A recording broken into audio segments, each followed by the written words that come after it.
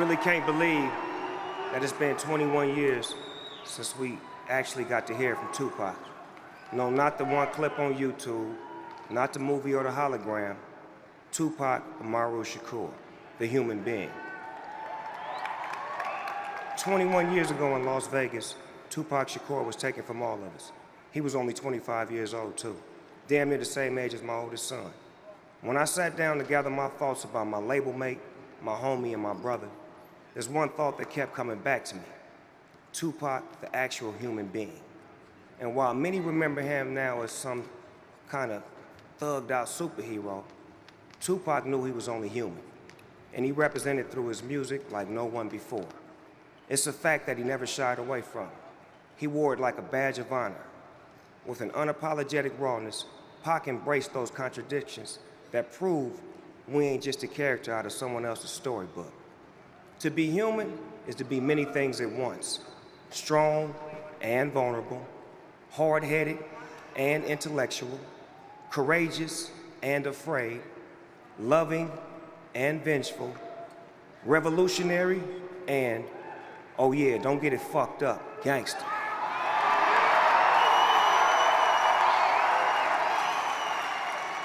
So, while we may be here today to celebrate one of music's most prolific and outspoken artists, as he's rightfully enshrined amongst the greatest musicians to ever do it, I'm here to make sure that Pac is remembered the way he would have wanted to be, a strong black man that stood for his.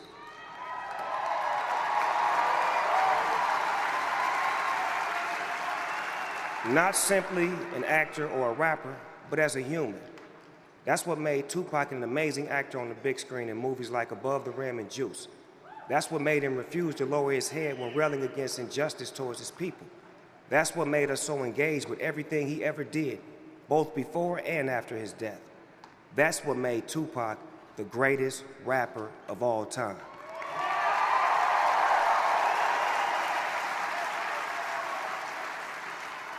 But to me, Tupac was first and foremost the homeboy.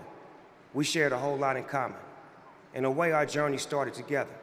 We were both born in the same year, 1971. He released his first single, Trap, from his scorching first album, Tupacalypse Now, in late 1991. Not even a year later, I would make my debut alongside Dr. Dre on the song Deep Cover. I finally got a chance to meet Pac in 1993 at a rap party for Poetic Justice in LA. And on that night, Pac passed me my first blunt. Yeah, no, for real. That's right, Tupac is the one that got Snoop Dogg smoking blunts. You see, I was a zigzag man before that shit. And we became very good friends quickly thereafter. And then, in 1995, I told Suge Knight, I said, Suge, get Pac out of prison, have him come join our team at Death Row Records, you know, the most unfuckwittable record label of all time. And our friendship there was like player to player. He never had a team before, it was always just him. Now with us, it was like he joined the Showtime Lakers. Dre was the coach, Suge was the owner, and me and Pac, we were the stars on the court making history with every new song.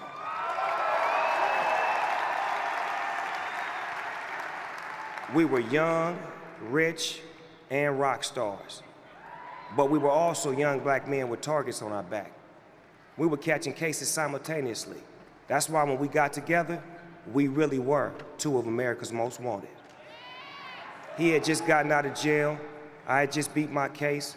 I get a white Rolls Royce with that creamy peanut butter interior. And Pac, he'd go out and buy a black one with the same thing. He'd have his tailor come over and lace us up with them Hugo Boss suits, you know, mafia style. He put me up on a lot of boss player shit like Gucci and Versace and shit I can't even pronounce. I got me a penthouse suite on Wilshire, then 2 weeks later, Pac got the one right across the hall from me. Neighbors, you dig? We had no peers beside one another, just two black boys struggling to become men. I never shared this story before, but it really speaks to our journey. I had just beaten my case, and Suge had taken us to South America to get away from all of the drama, and me and Pac was parasailing. You heard right. Snoop Dogg and Tupac parasailing together with Suge Knight driving the boat.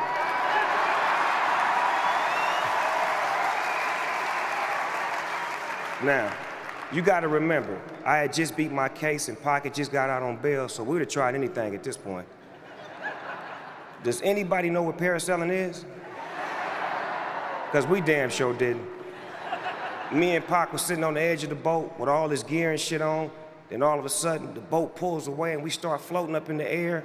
We scared as a motherfucker, damn near holding hands. And Suge ass kept dropping the lever and slamming us into the water like boom. I don't know what was in there. It could have been sharks, octopuses, or whatever. And I'm like, man, quit playing. It was crazy because not only did we think we were on top of the world at that time, we actually were on top of the world. Floating around in the sky. Then all of a sudden, Pac would start telling me about some movie idea he had, about me being the main star. He was saying some shit I wasn't paying attention because I was like, we too high in the sky, we need to get down. I mean, the shit he was saying to me in that moment was different though. He seen me as an actor. He saw more potential in me than I saw in myself. And it's funny because after he passed away, I started getting a lot of movie roles. And I always felt that Pac was looking out for his nigga, even after he was gone.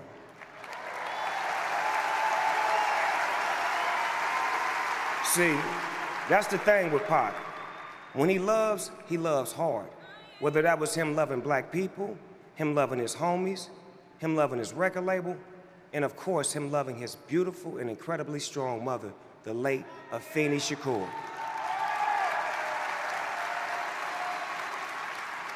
Memories of Miss Shakur are embedded in my mind.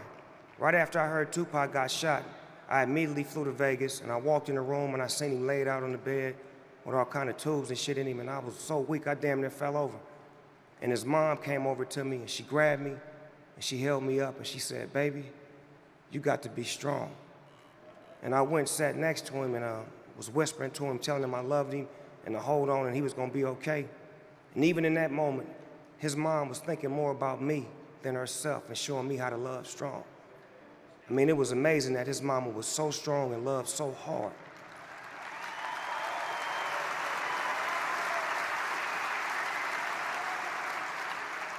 I realized that Pac was taught how to love at a very early age.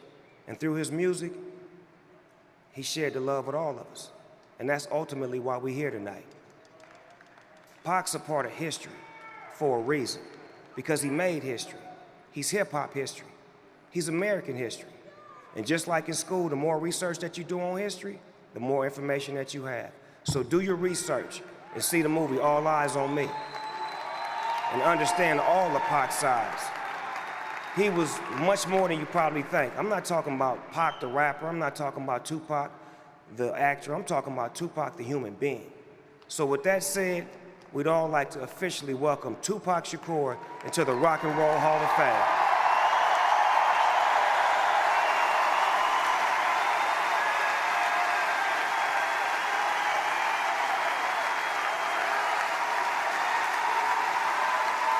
Pac. Tupac, we love you, dog. You're gonna always be right with us. We know you're gonna live forever, because legends always do. They can't take this away from you, homie. And since my brother is not here in the physical form, I'll accept this honor on his behalf. I love you, Tupac. Welcome to the Rock and Roll Hall of Fame. Thug Life.